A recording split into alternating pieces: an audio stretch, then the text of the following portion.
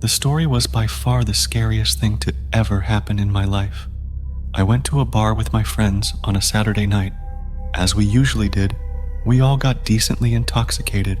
The night became a complete blur. About an hour after showing up to the bar, I vaguely remembered talking to a few guys that came up to me. I didn't remember anything out of the ordinary though.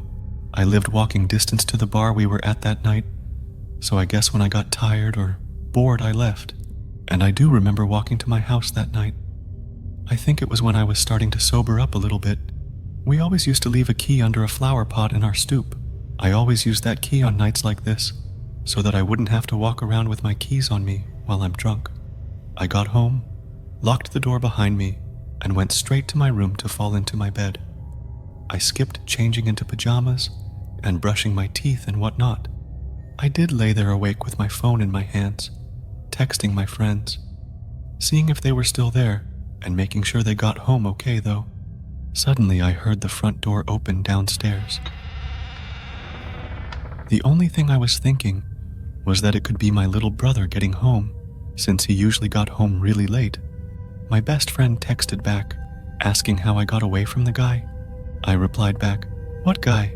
She said, "The creep that wouldn't stop talking to me at the bar." The bar was such a blur that I didn't remember which specific guy she could be talking about. I heard some noises downstairs. I assumed my brother was making a late night snack in the kitchen, and I heard walking up the stairs. My best friend texted me again, saying she saw him leave the bar right after me. Now I was still decently drunk, but still, I was starting to become suspicious. Steps came up the stairs outside and stopped outside my door. Then the door quietly opened. It was dark outside of the room too, so I couldn't see who was standing at my door. I said my brother's name, and then the door shut. But I didn't hear whoever it was walk away. So I was led to believe they were standing outside my door. I immediately texted my brother, asking if it was him. Surprisingly, he texted back right away saying, "What, me? Why do you keep opening the front door?" We live with our mom. She's the only other person in the house, but she was away for the week, so I didn't know what to think, other than it was an intruder. I called the cops without telling my brother, and hearing 911, "What's your emergency?" for the first time in my life, really made the situation seem that much more severe. I described what I believed to be a break-in, and as I was on the phone, I leaned over, turned on my bedroom lamp. As the room went from a dark to bright, I saw a man standing in the corner of the room by the door. I screamed and shrieked while still on the line with the 911 operator, who kept asking, "What's wrong?" The man in the corner opened the door and fled the scene. I heard him run out the front door. I stayed on the line with the operator, who advised me every move I should make until a cop car actually showed up. I was still intoxicated, so the info I gave on the police report was probably not the most accurate, but I described the man to be mid-20s, looking stocky, full beard, and a short haircut. One of the two officers then lifted his hand, revealing a key he was holding, and said he found that in the front door lock. It was the spare key that we kept under the flower pot. The intruder used it to get in, meaning he followed me home and watched me take the key from under the pot. The officer told me to rest assured he'd be patrolling close around the area all night, and advised my brother and I to keep our doors locked and find a new hiding spot for the key. The next day, besides my hangover, I felt relieved. I told my friends about what happened, and they described everything in detail. That some creepy-looking guy in the bar had been following me all night, trying to talk to me every chance he got.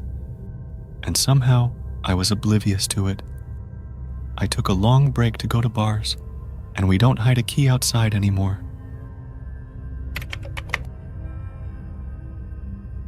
This story is a dark one. All of the stories are pretty much messed up in their own way, but this one is probably the worst story, so stay tuned. For a little context, I didn't have a lot of stability or safety as a child.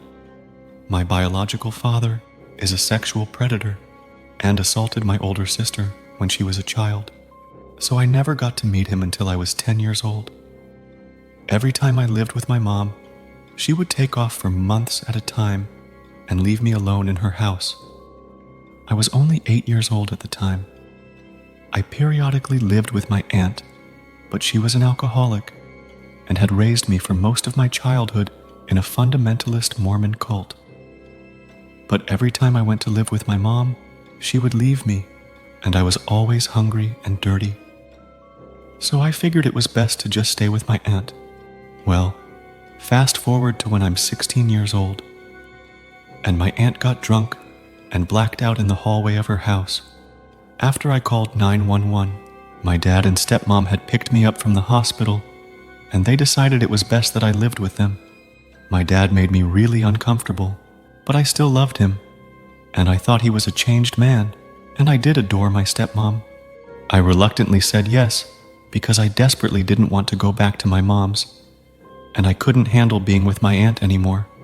One thing I have to point out that I didn't realize at the time, I had called my boyfriend Dylan and our mutual friend Mike to come with me to the hospital. It was like a weight lifted off my chest when Dylan showed up, and he managed to cheer me up after finding out my aunt was okay. But my dad, for reasons I would later find out, was incredibly jealous of Dylan. I remember how stiff he looked sitting across from us in the hospital, and the angry look he had on his face watching Dylan and I. After Dylan left, my dad had told me, "I'm not happy with you, and I really don't like that you have a boyfriend." I took it at the time as him just being an overprotective dad. My instincts were telling me otherwise, but I ignored them because I didn't have any parents in my life that would protect me. So I just told myself to trust him because it was the only option I had at the time. So time went by and everything was amazing. Mostly because my stepmom was really wonderful and my dad had worked so much that I went months without seeing him. I was flourishing and I had a lot of friends. I was able to express myself for the first time and not to sound conceited or full of myself. But I grew up to be very pretty, which drew in some evil men into my life, including my own father. I finally had confidence for the first time in my life, and my life for the first time felt normal. It felt like heaven until my dad came home. I had brought over a guy friend. We weren't even dating, and my dad expressed the same jealousy as he did with my ex Dylan. Again, I dismissed it, but my dad was growing increasingly obsessive, and I began to feel as though he was watching my every move.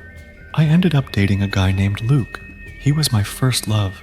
When my dad found out about this, he sat down with me one day and said something along the lines of, "You're being sexually active out of wedlock."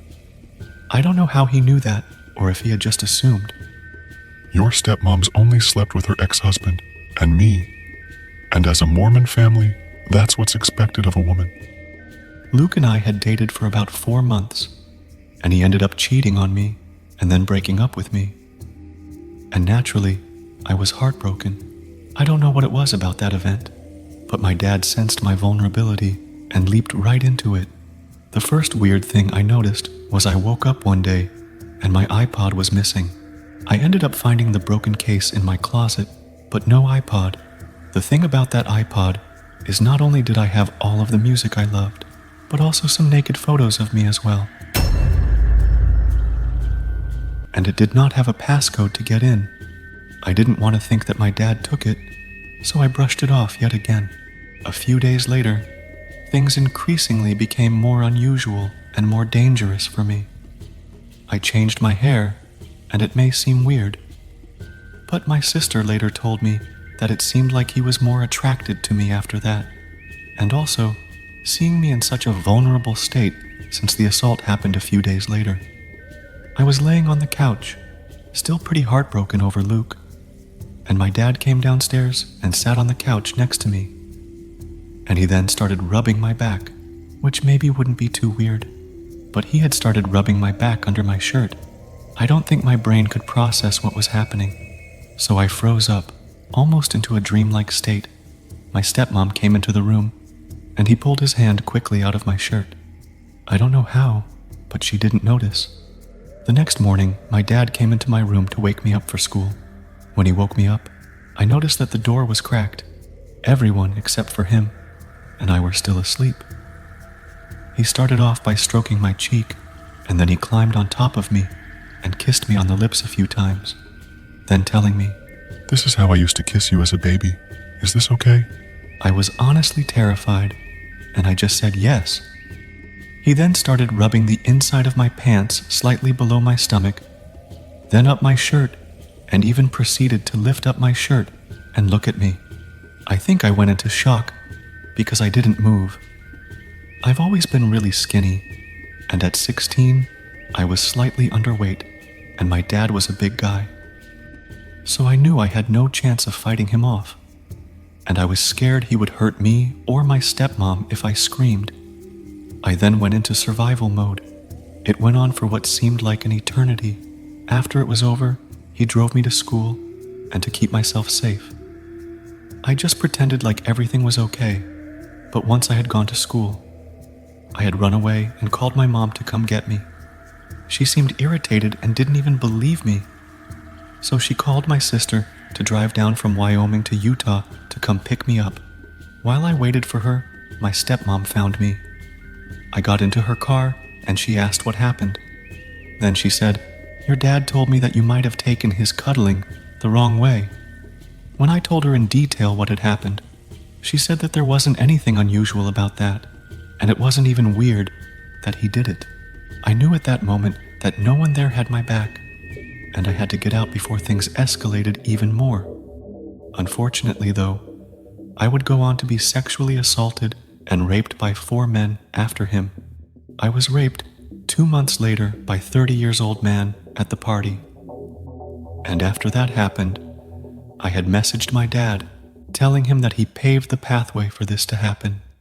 No one would believe me, so I learned to stay quiet about everything that happened to me, and I told him that I forgave him. Not for him, but for me. So Chris, my biological father, if you're listening, you nor any of the other men that have done this to me have broken me. I am not a victim, I'm a victor. You never got to watch me fall in love with my husband, and I have children that you'll never meet. Your life is falling apart, and me, I'm better than okay. And I've promised myself that I'll never let another man hurt me like that ever again. Thank you for staying with us so far. Subscribe for more real stories.